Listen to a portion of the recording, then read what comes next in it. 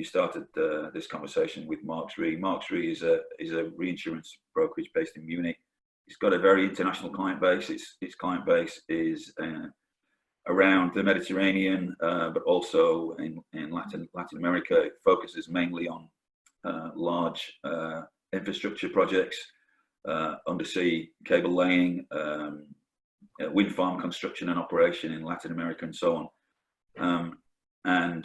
We fully intend expanding Marks Re through acquisition and recruitment over the next 2 or 3 years, so that we have a business that probably spans at least 2 or 3 continents anyway.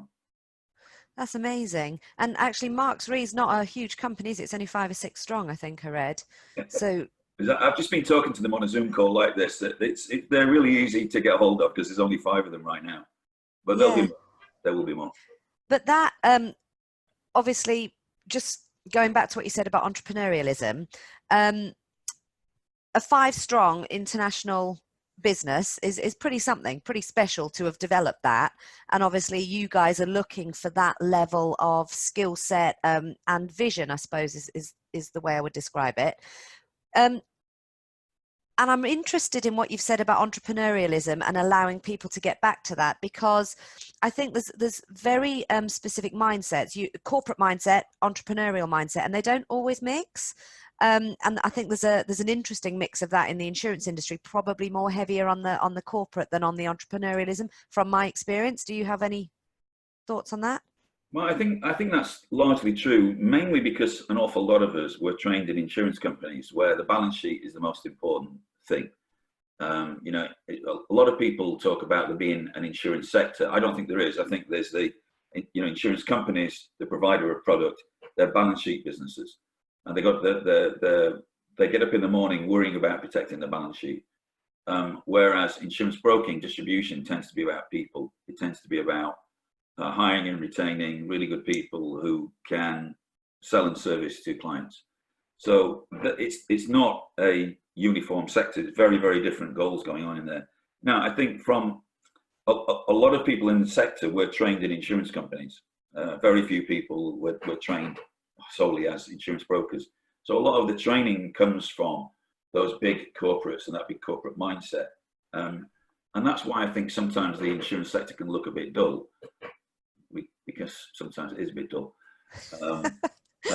But the reality is that what we find in our business is that, people break out of that mentality maybe later in their careers.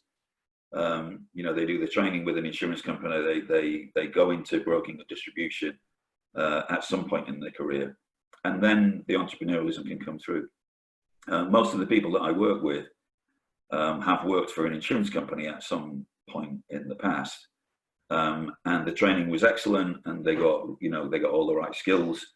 But yeah, broking can be more entrepreneurial, I think. In insurance companies, it's very difficult to make decisions very quickly because of the impact on the balance sheet. You make a decision today about a product or a clause in a policy, or you launch a new product without fully testing out what claims or what liabilities you might incur. In a year's time, you get a slightly different result, but you're never quite sure what lever was pulled to get that different result. So you have many, many levers in an insurance company. In a broker, it's really easy. There's one big lever, and it's got revenue on one end and cost on the other end. And what you do is you yank that lever backwards and forwards, more revenue or less cost. It's a really simple business to get a result out of, provided you've got that vision and you've got a strategy and you know what you're doing.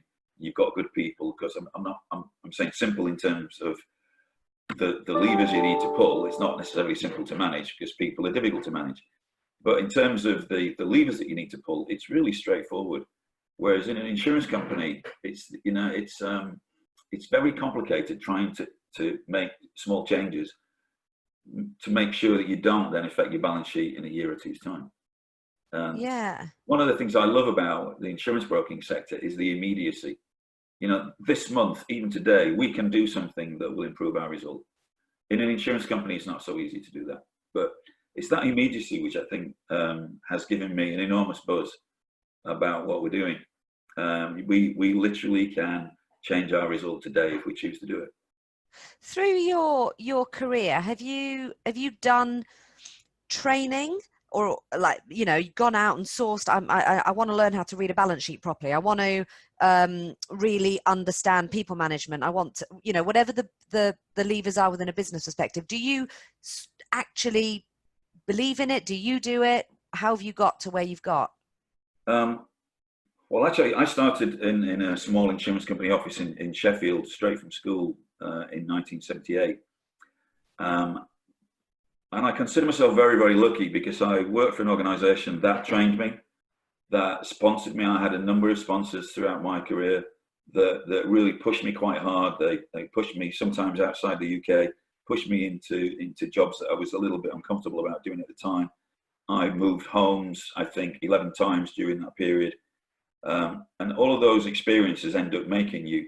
So it's a combination of some formal training, for sure. I did get a lot of training during that period, a lot of sponsorship, and a lot of experience. So I was on an international development program for some years, where I was given a number of experiences in the business, which broadened me out, and I think ultimately made me a general manager. It took me away from being a specialist in a department in an insurance company into somebody who could manage businesses.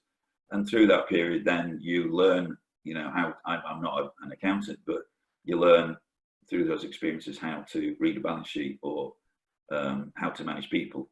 I make lots of mistakes. I mean, you make thousands and thousands and thousands of mistakes over the years. But I think that's how ultimately I benefited from the huge investment that was made in people over the years. I worry these days that investment is not being made in as big a way now. I mean, in PIB, it's only in the last couple of years that we've been able to start making those investments. We just weren't big enough.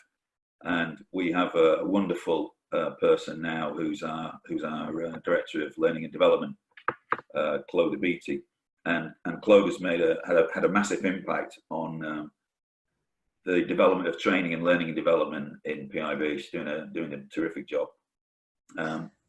So we've been limited so far in what we've been doing, but you can always sponsor people. You can always get hold of people and give them different experiences. And I think sometimes, pushing and nudging people into a different role helps them an awful lot. Of course, they could be uncomfortable at first until they find a fee, and then all of a sudden they find that they're well suited to this new position, and they're maybe a little bit more ambitious the next time around. So I think overall, people benefit not just from the formal training, but from the sponsorship and just the environment they work in. The thing you talk about, reading a balance sheet, I never got any formal training on that, but I had a deal with one of the people I worked with at the time. He was my FD, and there were certain things that he wanted to learn from me, and there were certain things that I wanted to learn from him. So we used to spend a couple of hours every Thursday night doing that swap, and because he could read a balance sheet and see a pattern, and I couldn't. So I wanted to learn, how do you see those patterns? How do you see those trends? And I couldn't see it. And so I still can't, by the way, but I can. I'm still a bit of an idiot, but I can now sit there and I'll eventually get it. And I gave him something in return. So there are all those kind of things you learn in life, later in life, that you don't necessarily need the formal training always, but you do need to go and find somebody that there's a quid pro quo. You can help them, they can help you.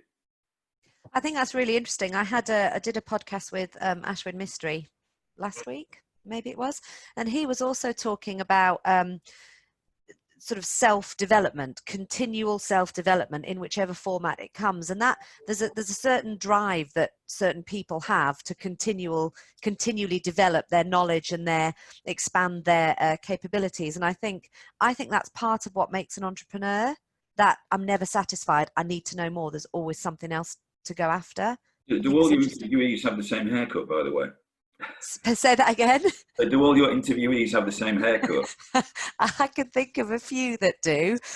Yes, there's a strong resemblance in haircuts. Ashwin's right. I mean, I think part of what I think Ashwin and I are about the same age, and I think he's the same. I don't think he'll give up anytime soon.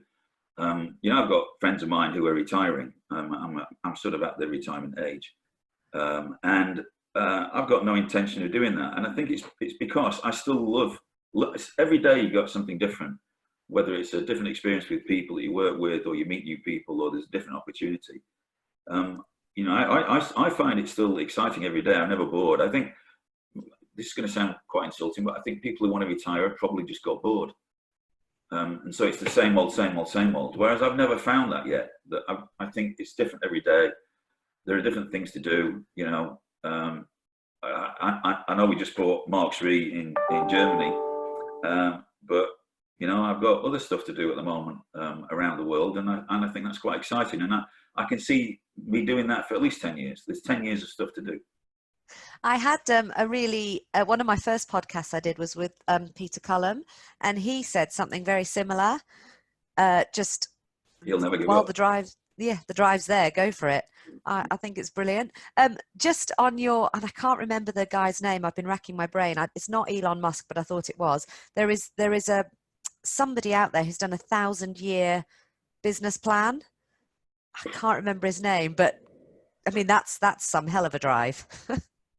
Yeah, I mean, I have a plan for 10 years, mainly because, well, there's a really good reason why I've got a longer term plan now. One is to show our investors that we're not just a flash in the pan, you know, that there is something coming over the next 10 years. The second one was for me and my partner, because she spent a lot of time by herself, or not with me, and it was a case of what are we going to do over the next 10 years? How much time are we going to spend together? You know, are you ever going to retire?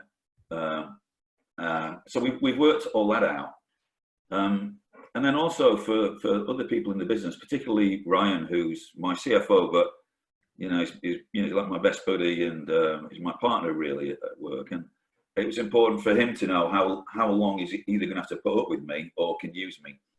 So I think there was a really good reason to have a 10-year plan, but I think beyond 10 years, it's very difficult to see what the world's going to be like, and it's also very difficult. You know, I'll be quite old then. It's quite difficult to say, well, how much energy am I going to have, and how motivated am I going to be? But I think it is important to have a plan.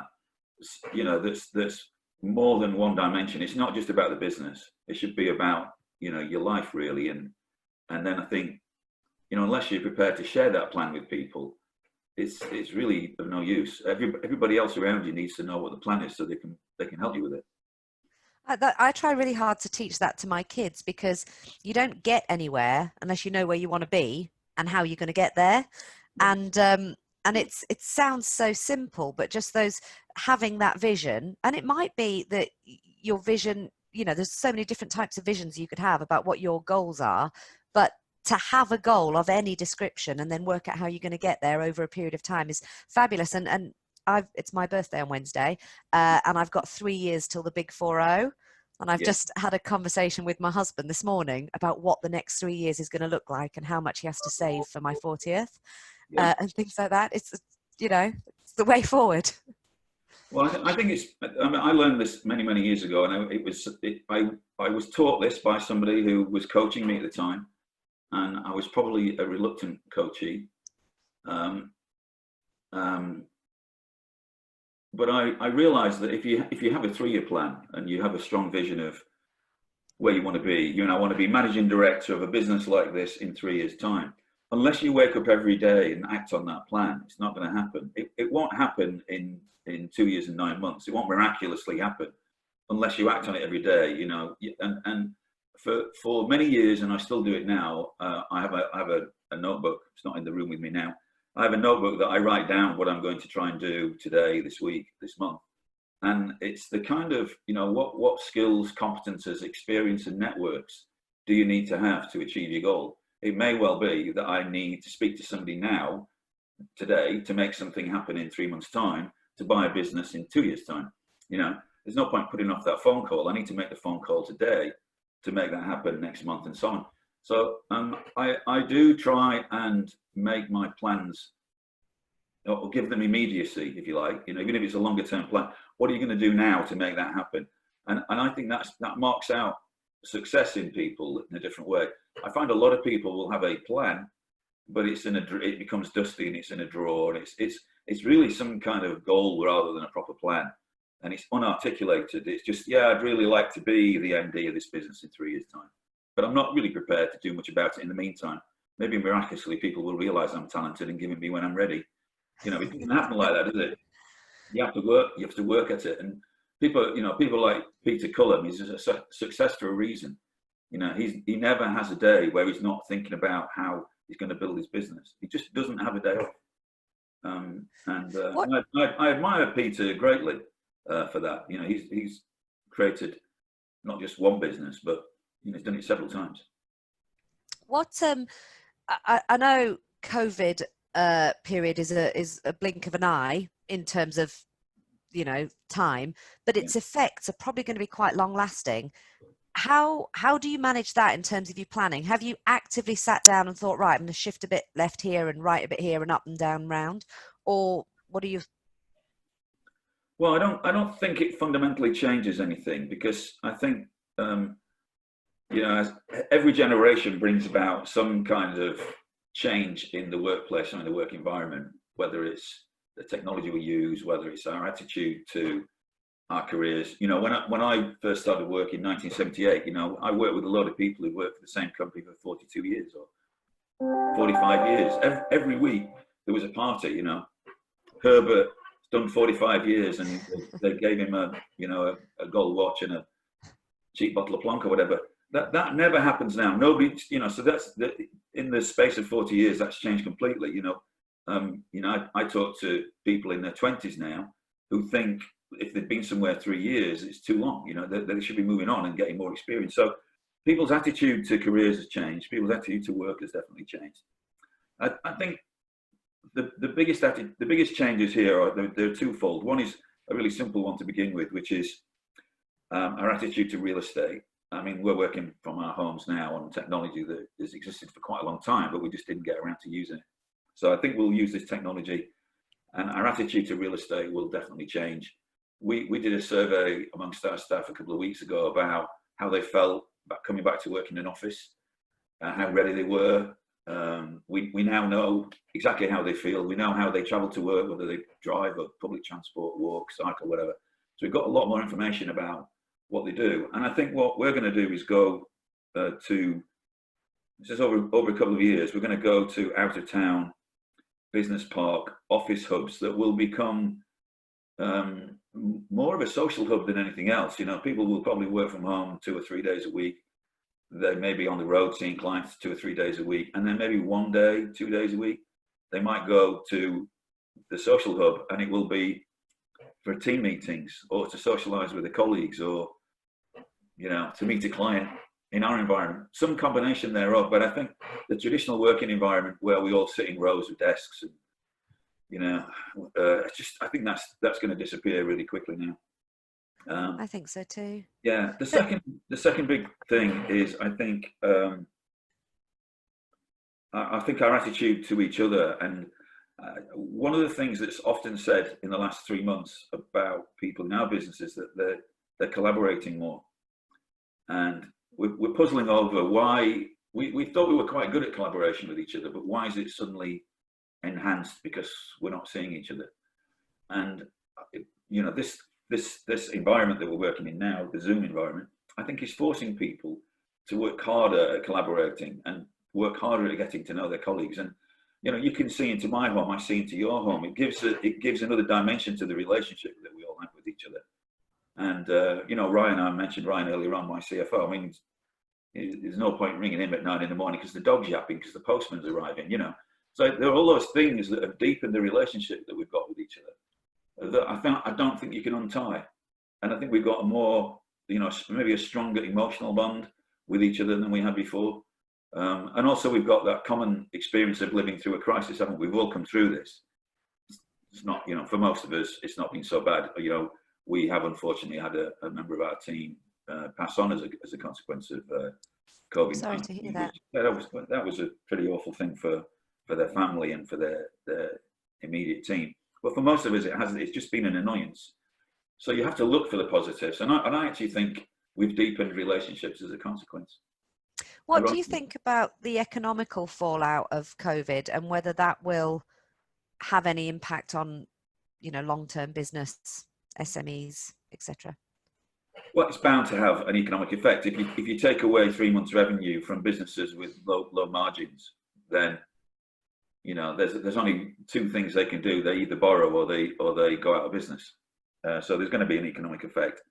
I think what we're seeing is that everything seems to be coming back fairly quickly, apart from the leisure sector, and the leisure sector is going to take a little bit of time. I mean, as we speak, the pubs are probably still a month away from opening up, and I think an awful lot of small businesses like those may struggle to open up, particularly if they're opening up in a model where they can't get back to 100% revenue. So it's going to be difficult for a while. I think the economy was in reasonable shape beforehand. There's no reason why we can't get back into good GDP growth, I think, in 21, 22, maybe slower than we were, but it will come back. And then I think the longer term implication for us all is I think we're all resigned to having to pay more tax, because, borrowing the billions that we just borrowed to try and keep people employed and to keep businesses going has got to be paid for. And we all have a social responsibility to pay for it.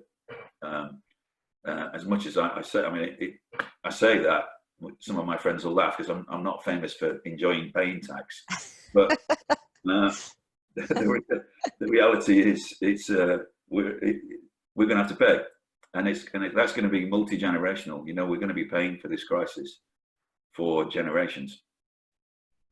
But maybe we'll be happier doing it because we realized it was necessary. That's just what I was about to say. I think I've sort of viewed my sort of vision of COVID is that we've all been stood on the edge of this precipice for, I don't know, the last 10 years. And it's brought about by the generations coming up. Like you say, 3 years is too long. It's a very entrepreneurial mindset that's coming up. The information technology revolution, this boom in mindfulness, mental health, and people trying to push that. You've got veganism, you've got all kinds of everything coming in, and we've been on this precipice. And I feel like COVID's just swiped us all off the end, and how we land and where we land is going to be a different plane, but interesting in its own right, I think, with a lot of opportunities. Yeah, I think so. I mean, certainly for me, what I've seen is that the crisis has generated quite a decent pipeline of acquisition opportunities for us. People have said, do you know what? I might want to de-risk and take some money off the table right now. I was thinking pre-crisis, I might go another 2 or 3 years, but not so sure I want to work through another recession, and better to take some money off the table now than wait. So our pipeline's definitely increased, which is clearly an opportunity for us. Our business is in good shape. We've had a couple of months where anything that was wheels based, so multi-trade haulage was a bit difficult, but that's coming back really quickly. So we've hardly had any revenue hit, which is there can't be too many businesses that could say that. Plus we've got some great opportunities. So I think businesses like ours, insurance brokers generally are fairly lucky because people have to buy what we sell whether they like it or not. It's a great business. Do you get time in your incredibly busy life to do much reading? Is reading something that's... I don't read a lot of books at the moment. I read a huge amount, but it tends not to be sort of novels or anything light and airy. Have you read Charles Handy, The Second Curve? No. It's a book that Peter Cullen told me to read, and I'm so glad I did coming into COVID. It's so interesting. It's fascinating about the circular way in which the world and human beings work, and bouncing from curve 1 to curve 2. And I think we're on the cusp right now. I think it's really interesting. I've got one final question for you. Oh. Except that it's actually 2 questions, but around the same topic. Your year out, what did you do, and what was the most valuable thing you did that made you go, do you know what? I might not be going to make my down the entrepreneurial route now, but it's coming, and this is how it's going to be. What was it that defined that year for you? Okay. So what did I do? Well, first of all, I was very frustrated. I'd left Gallagher, and had some ideas about what I was going to do, but was quite frustrated about not being in a work environment. I enjoy putting on a suit and going into the city, and I enjoy that kind of stuff.